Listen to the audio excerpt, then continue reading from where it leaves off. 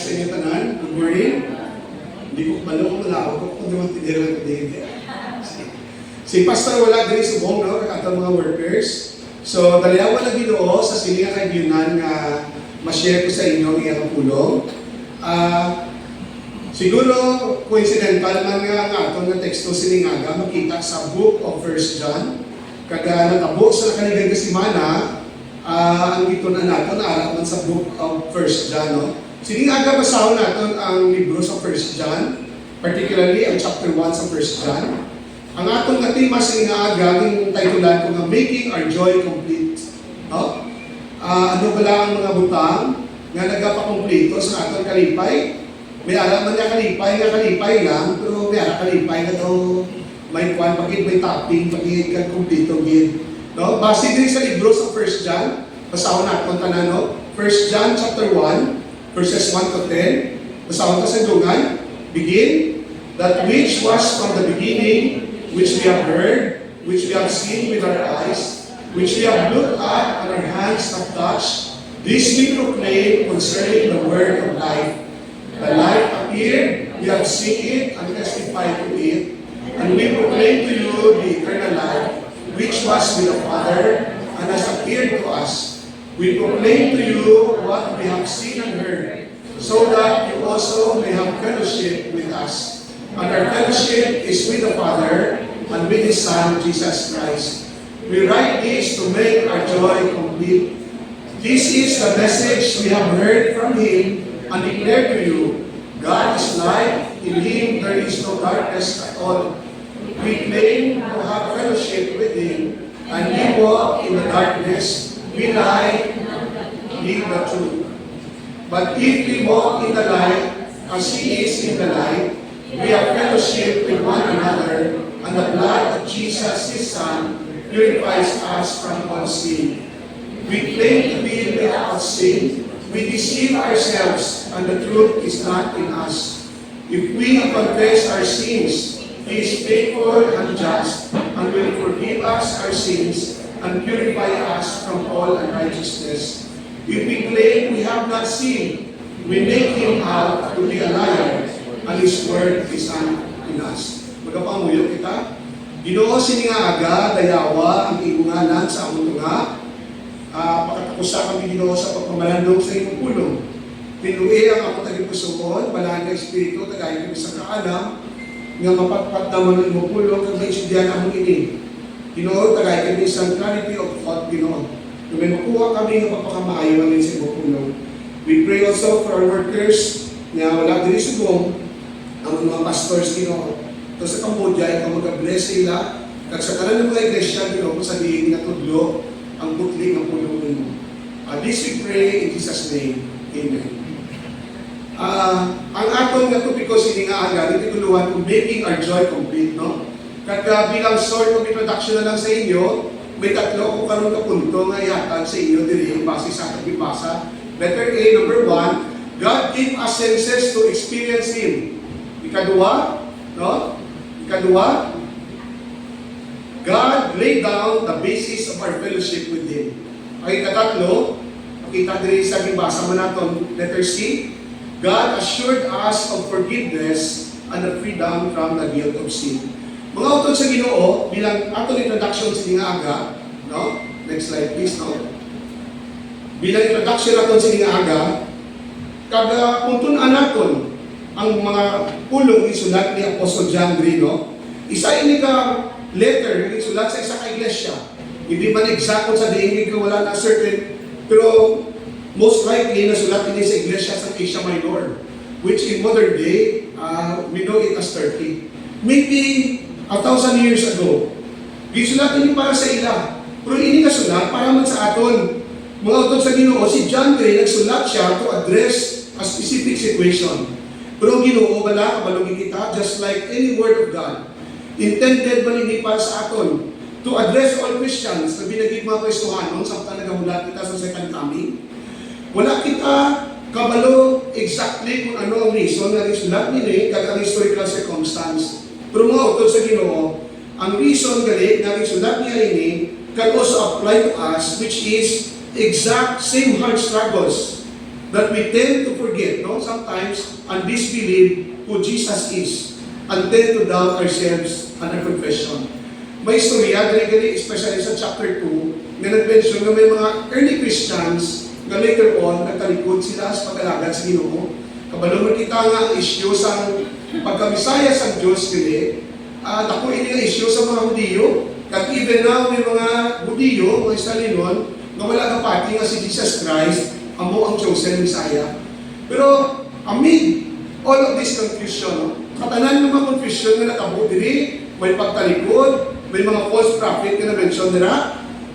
Si John Ray, sa chapter 5, verse 13, nagamba siya, I write these things to you who believe in the name of the Son of God, that you may know that you have eternal life.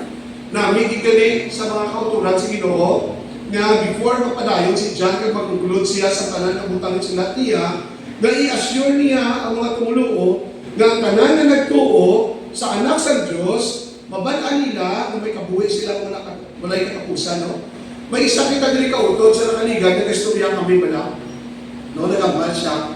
Na namigid, nga kung ka-istorya kita, dapat may certainty, clarity, kung ano ang gina-istoryahan natin, no? Ang baliya pagani, ang baliya munyo. Kung ang isa ko ka-sultiro, mag-istorya sa isa kadalaga, lagi mo, kung sulit-sulit, dapat klaroon, sa sultiro, kung ano ang rason na nag-istorya siya. Kaya pasi, bala later on may miscommunication lang, pag hindi pag-itsindihanay, pag misunderstanding. Hindi plano, dapat yaman.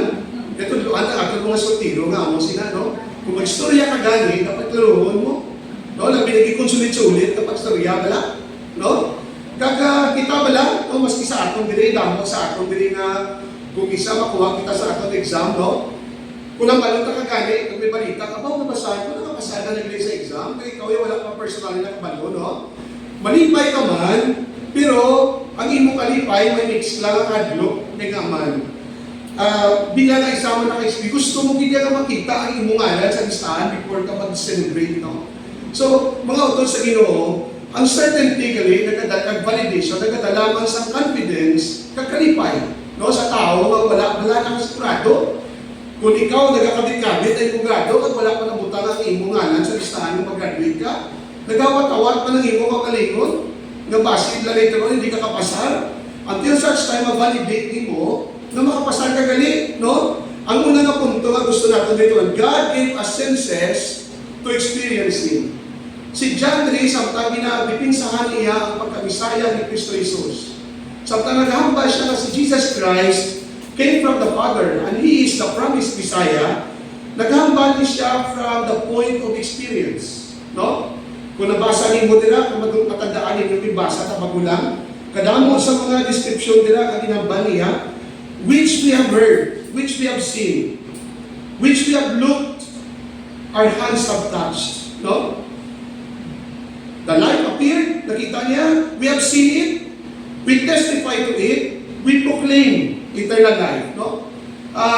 Kanami, gali isang epekto kung ang isa ka kamatuuran, nagalin sila tawag na sense experience, no? Kung sa ano pa, eyewitness. John is an eyewitness. Strangely, if you read 1 John chapter 1, nagsugod na siya sa paghambal in the beginning, no? Naghambal na siya in the beginning, no? Basta ko natin liwan ang text ko. That which was from the beginning. Nagsugod siya sa word nga mo na. Yung phrase nga mo na. We can relate that sa book of John man, sa chapter 1, nagamba si John, in the beginning was the Word, and the Word was God, was with God, and the Word was God. No? Si John gali, wala na siya nagambal na greetings, wala siya nagambal grace and peace. Naglikta siya to establish his point, nga si Jesus Christ, in the beginning was the Word. No? Ano pa gusto niya i-point out din? The one who created everything in the beginning, we heard Him, we saw Him, our hands touched Him. No? Ang pulo sa Ginoo nagambal na, gin-assert ni John. That which from the beginning, which we have heard, no, ina siya, sa gitsuguran, amo na siya manunuga, kasang tiyo naging tugang kalibutan, naginambal man niya sa John chapter 1, nabatian ko siya, nakita ko siya, kung nakakupod sa iya, no, malpagin niya din, sa isa kabayan, sa basa naton, ang baliya that we proclaim concerning the word of life, the life appeared. Nakita niya si Jesus Christ in person. Referring to Jesus Christ. Kita niya, wala kang nakita sa Ginoo, apang si John diri, nakakita siya kang nakawitness sa Ginoo. No, just like sa natunan niya sa una, gilantaw niya ring kabig si Kristo Jesus bilang kabuhi as one who created and the source of life. Gilantaw niya ang Ginoo bilang kabuhi because nakita niya na ang Diyos nag-ayon sa mga may balatian. Ang Diyos nagbuhay sa mga patay. Nakita ni John, alis ang sugod kung paano ang Ginoo nagpakaon sa 5,000 katao. Paano niya gibuhay si Lazarus. Kag hindi lang siya, nagambali siya, we proclaim to you eternal life. Meaning, hindi lang si Jesus Christ. May iba nung mga tao, upod sa iya nakakita si nga nakambali si John. Because nakita ni John na si Kristo Jesus na resurrect. That's why nagapati siya, nga totoo ang Misaya ang Diyos. Mga utod sa Ginoo, sa siningaga, kamaturan dito, na nainggit ang persuasion kag authority nga sa imo kung na-experience na nimo Ginoo sa imong kabuhi, just like John, no? May pamangkot diri kung whether si Jesus Christ was the chosen Messiah o nagaling siya sa Diyos, no? Pero si John diri was so persuasive nga to the effect na ginambal niya, nakita niya, nabatian niya. May isang black article na nagpamangkot ang writer sa sabing article. Have you ever wondered why God gave you your 5 senses? Why taste, touch, smell, sight, and sound were part of human design? Ang ini nga writer, nagambal siya sa malawing kation, nag-wonder ako, nag-misunderstand ko ang Diyos, nagitagayan ko sa senses. Abi ko anay, ang senses nga sa akon, ang akon makita, ang akon mabatian, ang akon mabatiagan, para lamang sa akon na use. No? Agod nga hindi ko magtanang, agod nga ko magtabong sa dalan, hindi ko maipit, agod nga makatuon ako, agod makita ko ang kalibutan. Abang ang ini nga writer, nagambal siya, samtalaga mature siya sa paglakat sa Ginoo, na-realize niya ng ining mga tanan na senses ginatag sa iya sa Diyos. Just like all other things, should point back to God Himself, no? To bring glory to His name. Anong ba niya? I have come to understand that experiencing the smells, tastes, and sounds, sights, and textures of this world are simply the backdrop for me to begin to comprehend the immeasurable glory of God, our King. No, muna sa atong kabuhi bila. No, sometimes we ask ourselves, nga amoy ni, no, may makita ko. In fact, I'm happy when I see Christians na nag-appreciate sa nito, sa Ginoo. These senses were given by God to me, agad nga, ibalik ko sa iya talaga pagdayaw. Hindi ba lang mautod sa Ginoo, may reason. Kasi si John diri, he is, may authority siya, he has the authority to speak of this because nakita niya ang Ginoo. Nakita niya kag na witness niya ginimo sa Ginoo. Now, nga ginhatag sa Ginoo ang mga senses mula sa akon, no? Ang baliya diri, we have heard, we have seen with our eyes, we have looked at.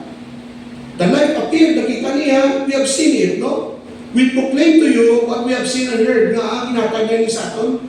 Blessed kita ko, no? Kaya kita sa Ginoo sa sininga mga senses. Just like Apostle John, nakita niya ang Ginoo in life. So makatestify siya about Jesus Christ. Makatestify siya about eternal life. Pero hindi kita tanan kung may opportunity na makita si Jesus Christ in life. However, mga utod sa Ginoo, may experience pa nato ng Ginoo, kag ang Holy Spirit in our day-to-day lives, di ba? Kag ang bagay ni David, there is a Psalm 38 verse 8, taste and see that the Lord is good. Maski hindi nato nakita si Jesus Christ in person, we can always pursue knowing Christ every day. Do we appreciate therefore our God-given senses and glorify Him? Sa sinaman na article, isupunan niya, may imagine mo kung ang article na i-discuss na ito kanina yun. May imagine mo kung masiling ka nga matuon ako party sa Mingo. No? Mangga, Mingo. Di, subong yan na tayo, i-google ko na lang ni. No, kung i-google ko, mabalaan ko kung diin siya nagaling. Anong iyang texture, anong iyang average weight and size. Mabalaan kong iyang mga characteristics. Pwede ako maging expert about sa siling of fruit. May mga author, ginaging agriculturist, no? Pero pwede kita makapamangkot, pwede kita maka-interview. But ang point is, ang isang writer sa the same article, but imagine if you have never tasted one. No, di ba? Pwede ka gali mga expert about God. Pwede ka kabasa Bible, pero imagine mo kung wala ka tilaw, wala kong experience sa Ginoo sa inyong buhay. Just like John, there is no substitute for actually seeing a real, beautiful, colorful mango. Kasi sa inyo nga kakao na, may ideya ka mo kung anong kanamit, anong kahamot, anong ka-juicy ang mango nga luto-luto. No? Mga utod sa Ginoo, God also wants us to know Him, not just in part but in fullness. Pares man sa kay John, bala? To completely experience the joy and the glory and the depth of who He is. Fullness, hindi lang part. Through our senses, God gives us pleasure. No, ginatagana sa Ginoo sa kalipay. Laughter, security, satisfaction, and delight. All so that our souls might be totally, entirely, wholly refreshed in Him. Mga utol sa Ginoo, personally, John, bala? Ginatagaan ka sa Ginoo sa senses, at kung yung ma-appreciate ang Ginoo, para sa kay David, wala ka nakamba sa Ginoo, nga nakamba si David sa Psalm 34, no? Nga nakamba siya, kagingkod niya ang Psalm 34, nga natawon natin and see and taste the goodness of God. Kaya si David, gali may experience siya na dinalaga siya sa iyang mga kaaway, kag almost napatay na siya. Dinalaga siya ni Saul. Kag almost napatay na siya to the extent na kinanglan ni David mo pretend nga buwang siya. No? Pero ang Ginoo nag-deliver sa iya. And because of that deliverance sa Ginoo, nabatyagan niya kung paano nag-preserve ang Ginoo siya kabuhi. Now, bilang mga ukod sa Ginoo, nakabalo ko nga may tagsa-tagsa sa aton, may personal experience about God. I hope na tanan kita naka-experience na paagis ko natin sa iya, no? Kung ano ang Ginoo, kung paano ang Ginoo na-deliver sa aton, kung paano nagluwas ang Ginoo sa aton. Nakita man natin Ginoo atong kabuhi sa una, nakita man natin ang kabuhi natin subong. Hindi man guro perfect, pero just the same, nakita natin kung paano ang Ginoo nang imaayos sa aton. Agad nga ma-proclaim natin ang basang writer sa article, so that we can proclaim that our mouths have tasted and our eyes have seen, our ears have heard, and our noses have smelled the very glory of God. I hope na sa aton day-to-day lives, makita natin ang Ginoo sa tanan kabutang. No? Sa aton mga ginakaon, sa aton ginaobra, sa tanan kabutang sa palibot natin. So that, every day and moment by moment, makaupod kita sa invitation na come and taste and see and experience me. Ang muning hamba sa Ginoo sa aton. Know firsthand that I am good, also absolutely, utterly good. Mga utod sa Ginoo, hindi natin inimahimo, kundi natin pag-i-discover ang Ginoo in our day-to-day lives. Kita ng mga utod sa Ginoo, nga ginambali ni John, we proclaim to you what we have seen and heard, so that you also may have fellowship with us. Actually, gina-promote ni John ang word of fellowship. Gusto ni John i-foster ang closer relationship among Christians. Hindi pala mga utod sa Ginoo, kita nga ginawa sa Ginoo, nagkakabig kita nga ang Diyos si Jesus Christ, amo ang kabukusan sa atong kabuhi. Kasi ganon nga, kung kuha ko man sa Ginoo ang tanan nga ara sa aton, basta ara lang ang Diyos, Jesus Christ sa aton. Okay na kita? Kakamunay ang isa kabutang na common sa aton, na-experience natin na wala na siguro among Christians nga which is deeper in common to all of us. Ari kita diri subong coming from different backgrounds. Pero ari kita diri bilang isa ka iglesia. Because tanan kita naka-experience sa kaluwasan ng ginatag sa Diyos sa aton, hindi kita mag-agree in so many things. But mga utod sa Ginoo, hindi kita pareho sa isa ka social club na deny lang kita because of one common goal, kag kung after sina, wala na. No? Uli na kita sa aton balay. No? Hindi ka makatapos sa ka-project, okay na. Pero ang Ginoo, kung ang si Jesus Christ ang kabukusan sa atong kabuhi, kag wala na sa mas madalong, nga mag-communality between sa aton, kundi amo ini atong kaluwasan, this is reason enough to overcome every difference. Amo ni galing nga sa atong iglesia, maski hindi kita mag-agree sa tanan nga bagay, palangga ka diapon ang utod natin sa Ginoo. Ginabato natin sa diapon, gingaman, Pareha siya sa ato na ginuwas sa Ginoo. Ang basang authority, as long as this church and each of us individually will keep on following and holding fast to Jesus, we will never have to experience broken fellowship. Ang ini I think ang objective man sa atong na church covenant, no? Broken fellowship with each other because we can forgive offenses.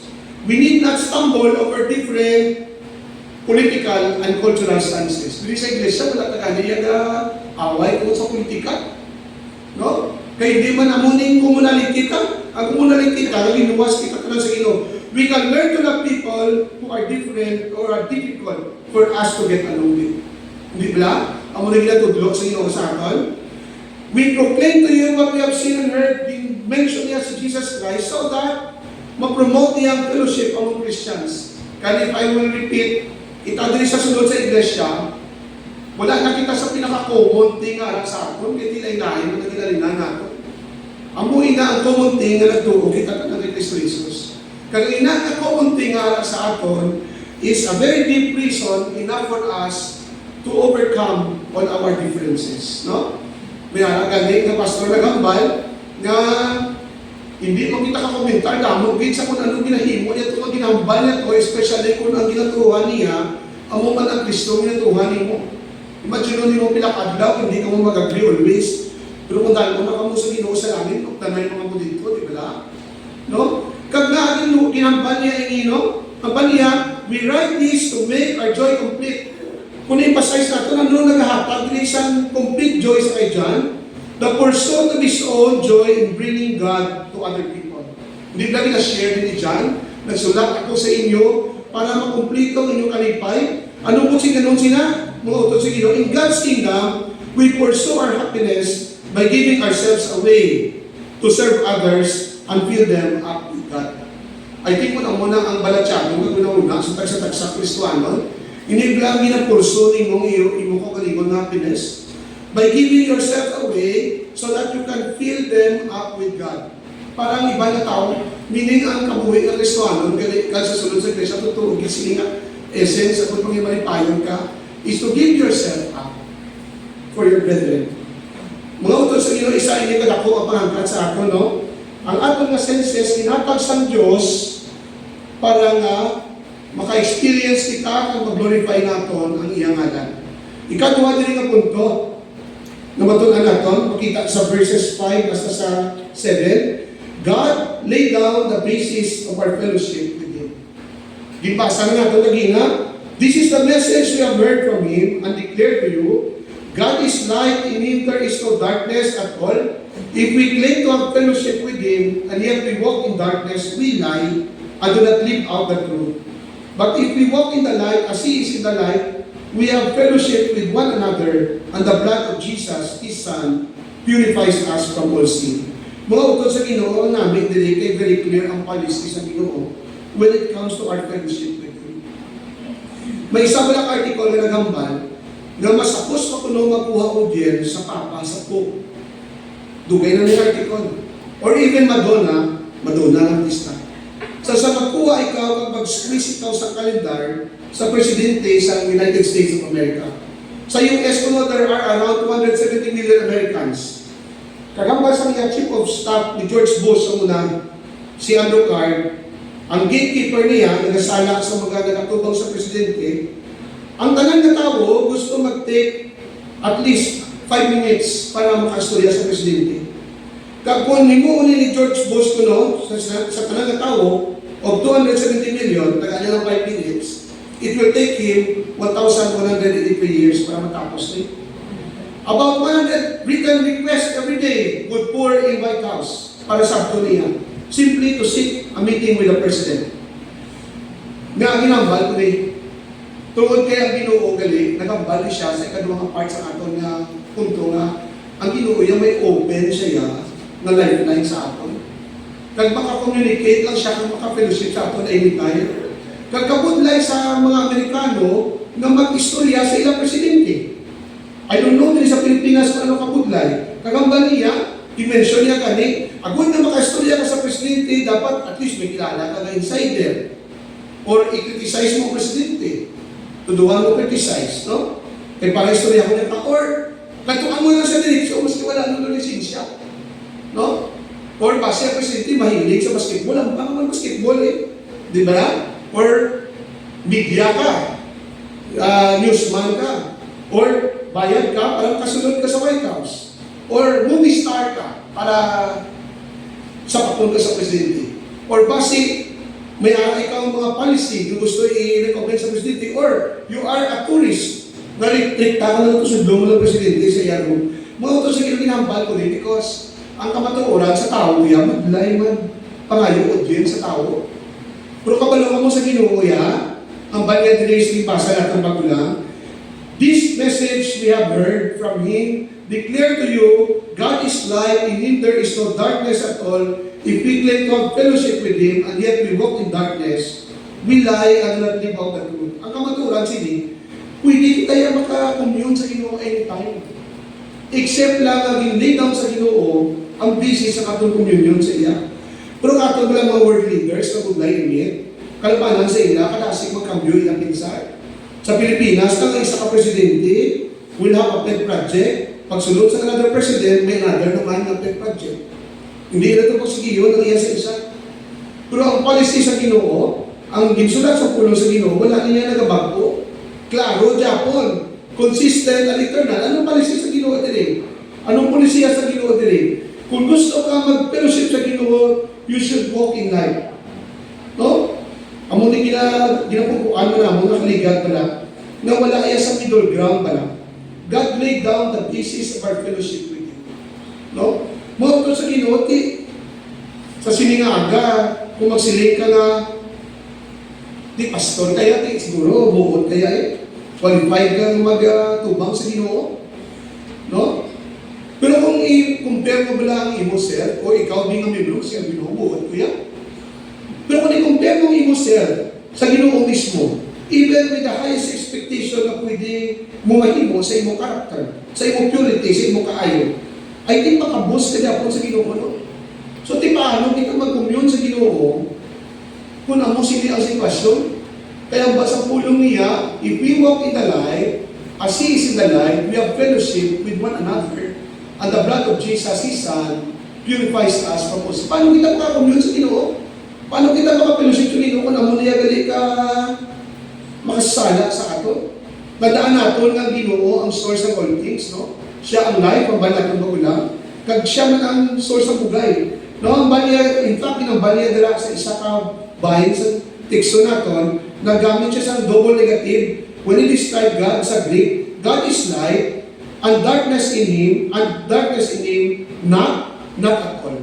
Wala siyang kadulong sa iya, wala gid. To emphasize, no? Wala na siya in-describe na light, kundi in-describe pa siya na wala isa kadulong sa iya, wala gid. Tingin tayo, maski ano natin kapilit sa ating kagalingon, may alagin kita kakulangan, kag-shortness, no? Pero basta natin dali, ano ba ang panglakat upod sa Ginoo? Sa Bible bila, may mention nila ang isa katao sa Old Testament na nagpakita na he walked with God. No, how is he to walk in the light? Sa Genesis, na naduman ninyo si Enoch, his life was described as somebody who walked with God. Amo na gani nga nagambal na ang pulo, sige na nagambal, he was not the Lord, but God took him. No, wala siya patay, no, wala siya physical death. No? Nagkakagin isang idea sa aton ng paglakat upod sa Ginoo at to have fellowship with Him should be a way you live your life, live all your life. Should be a way of living all your life. We are talking about the totality of your living. Wala ini naghambal sa isa lang kabahin sa kabuhi mo, kundi naghambal sa tanan ng moment sa iyong kabuhi. The totality of your life. Walking with God does not mean perfection or sinlessness. But that overall sense of your life is increasingly like Christ. In other words, progressive ng pagkabuhi. Nag-progreso, nag-develop yung mga kasubong ni Kristo Jesus. Mga utod sa Ginoo, wala magaling kay tutuwag lang. Nagatudlo di siya na ang iba na Kristoano, nagambal sila nga, nagalakad sila utod sa Ginoo. Pero sa tutuwag lang, kung may sala, kay tungod ang light grade, white grade, nag-refer sa light nga suga, no? Nga physical light, kundi nag-refer ini sa whole idea of goodness, holiness, life, truth, and purity. No? So nagambal ini na lungod sini nga bagay, no? So nagambal ini nga kabuhay gali, hindi man necessarily nga perfect or sinlessness. But nagambal ini sa totality sa imong kabuhay, nga ang paglakat nimo sa Ginoo will have that sense, overall sense, that your life is increasingly like Christ. This is a progressive walk to be like Christ. Walk for Christ likeness. Kag hindi lamang nga ginlay down sa Ginoo, ng isang Kristohanon, agod nga makakommune siya sa Ginoo, and to have fellowship with Him, dapat mag-akat siya sa kasana, which does not refer to physical life, but rather, ginambal natin, it can refer to purity. It can refer to life. It can refer to goodness. No? It can refer to truth. No? Ang tao nagalakat sa kamaturan. Hindi lamang muna, kundi nga ang tao nga nagalakat, kang na-commune upod sa Ginoo is actually also walking with fellowship together with other believers. No? So if you have fellowship with God, then you will have fellowship with one another, with other fellow children of light. No? So if you have fellowship with God, then you have fellowship with one another, other fellow children of the light. No, hindi ba? Ang muna ginambal niya magulang sa aton, sa Iapulong. Ang baniya dira, verse 7, if we walk in the light, as He is in the light, we have fellowship with one another. So hindi gali uso diri ang natawag na solo Christianity. There is no such thing as solo Christianity. So the first sign of those who walk in the light is that they have a close fellowship with other Christians. Mula din na. Hindi na guro man-negotiate. Kaya wala ka isang solo Christianity or phrase na mahambal ikaw, I love Jesus, but hate the church. Hindi pwede, no? Or I am spiritual, not religious, so I don't have fellowship with others. Hindi lang may mukupot sila, kaya bala mo religyoso. Or those who have fellowship with Jesus, love being around others who are in fellowship with Jesus. Yung agree ka mo? Na kung anak ka sa Ginoo, ka nagalakat ka according sa dalanon sa Diyos, dapat may fellowship ka man upod sa iban na nagalakat man pakatuman kay Jesus. Ang pamangkot kung sa aton, do you love the fellowship of the saints? Or do you love being around walking in the light? Or are your best friends in darkness? Do you get along more with the children of darkness? So, ang matutuod sinigali, ang muning unang manifest, Ginoo, na kung nagalakat ikaw sa Ginoo, nagalakat man ikaw upod sa iban nga mga tumulo.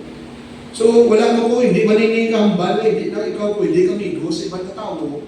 Pero ang totoo, sini, ang muning unang manifest, based sa gibasa mo natin, sa verse 7 especially, sa nagambal siya, no, nagambal niya, sa verse 7, if we walk in the light, as He is in the light, we have fellowship with one another, and the blood of Jesus, His Son, purifies us from all sin. In fact, sa isang komentaryo, nagambal siya na ang purification, bala, kaya kung nag-ganay ang mga saints, no?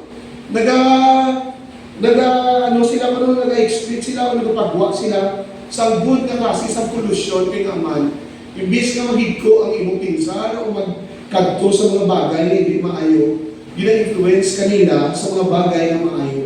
Ang muni galing pamangkot sa atong sininga aga, do you love being around with others who walk in the light, or ang atong mga abyan o most part time we spend it rather with persons na walang kakilala sa Ginoo? So hindi ko rin pangangkat man sa aton. Bilang polisiya sa Ginoo, kaduwagin ko na natin, God lay down the basis of our fellowship with Him. Ay, hindi ka rin niya magudlay, mag-commune sa Ginoo, ang budlay lang din, kaya Ginoo ya, wala sa middle ground, kaya wala sa compromise. Kaya nung namin, sinin mo auto sa Ginoo, ano wala karoon, wala na kita naging chance sa no? But remember that God is the source of all good things. He is also the source of all grace. Mga auto sa Ginoo, siya ang naghatag sa atong sumugay ng mga worthy na kita maglakat sa iya, mas hindi kita perfect. No? Kaya nag-refer ini not to sinless life o sinlessness or perfect life, apa nag-refer ini the way that we live all of our life. No? Meaning totality. Di ko nagpakasala man ikaw, o makasala ko matumbang at ibamon liwat. pursue Christ-likeness. Ikatatlo din ang puntong otod sa Ginoo. God assured us of forgiveness and the freedom from the guilt of sin. Ang pulong sa Ginoo nagambal din, verse 8, if we claim to be without sin, we deceive ourselves and the truth is not in us. If we confess our sins, He is faithful and just and will forgive us our sins and purify us from all unrighteousness. If we claim we have not sinned, we make Him out to be a liar and His word is not in us. Mga utod sa Ginoo, sa kami nabasa ko ni Bala, nagpamalandong nga kung may mga Kristohanong manggali sa una, na nagatuo sila, natungod nga nagtuo na sila sa Ginoo, may fellowship sila sa Ginoo, na wala na sila sa sala. No? Kita diri ay nagkakalipay ako kay kabalo ko di sa ato niya nagatuo kita nga masi Kristohanon ka na. May mga dion din nga nagakatumba ka o nagasala man ikaw, nakapakasala ka man, nagakumit ka man sin. Amo na ganun nagapati kita sa tawag na confession, no? Throughout history, there have been professing Christians who believe that they had attained level of sinlessness. Ako rin nakita ko lang niya sa TV lang. Sa isang katao nagambay siya, wala siya sa sana. No? Kay appointed son siya, no? Pero sa tutulong sa akin, din wala man tayo kapati nga mo sila. No?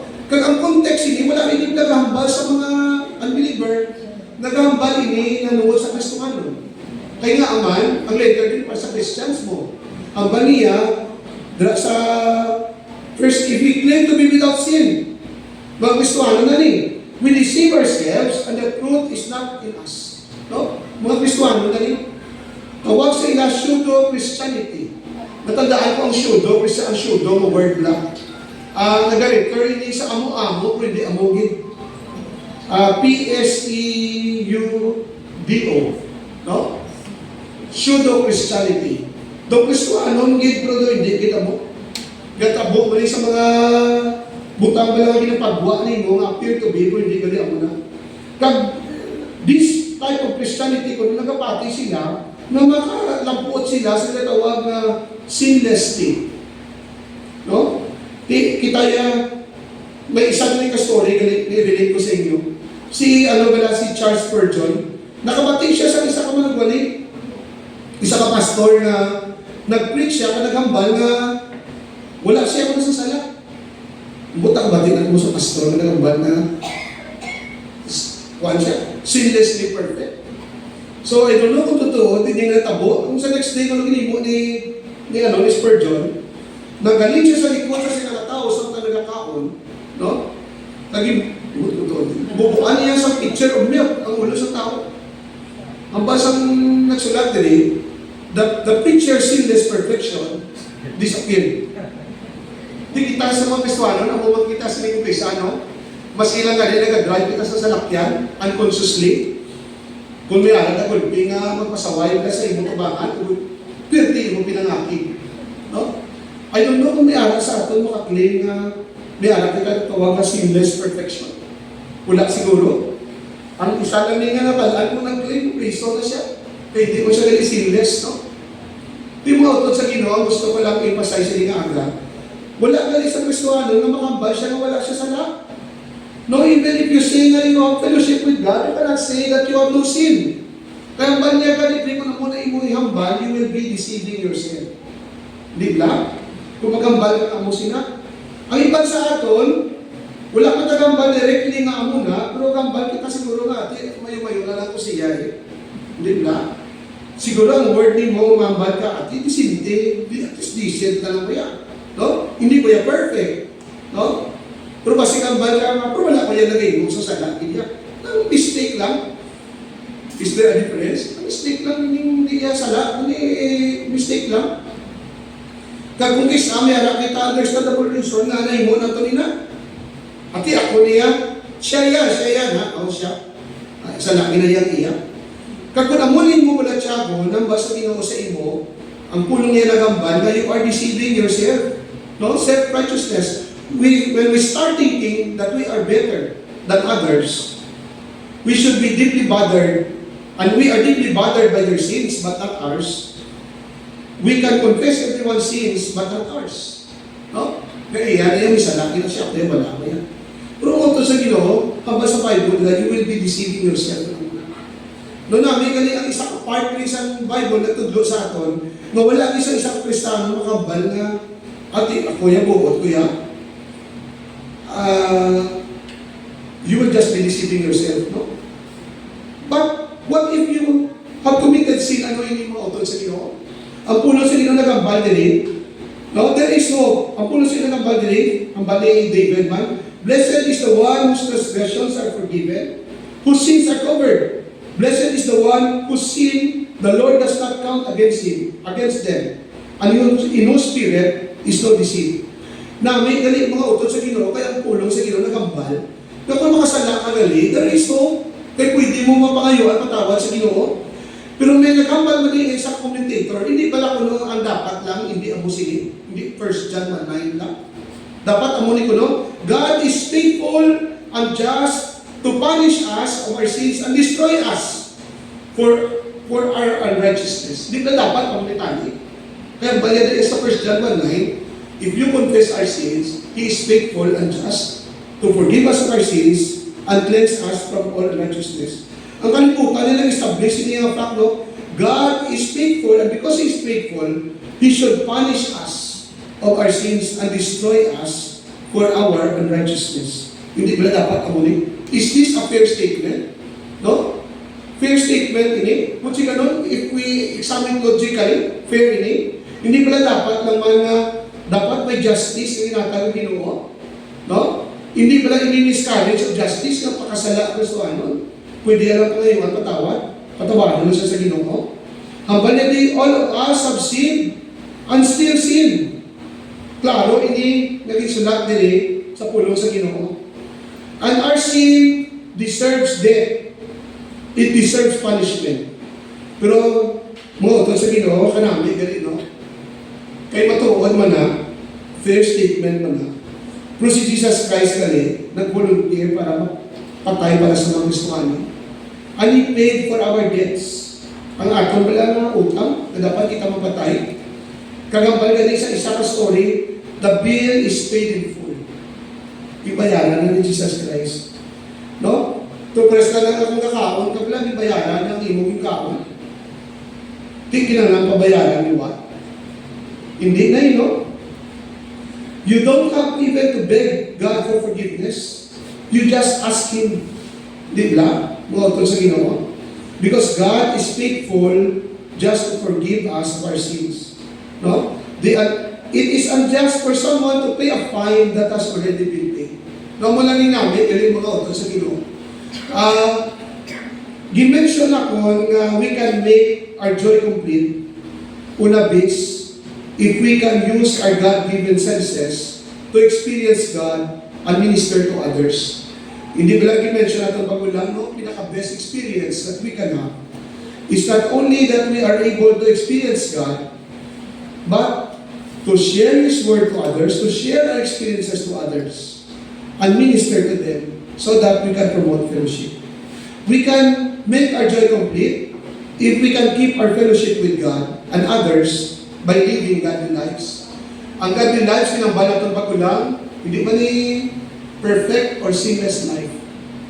But it is a life na ang direksyon niya towards sa Ginoo. Siguro nagkakatumbaman kung nagkapadayan. No?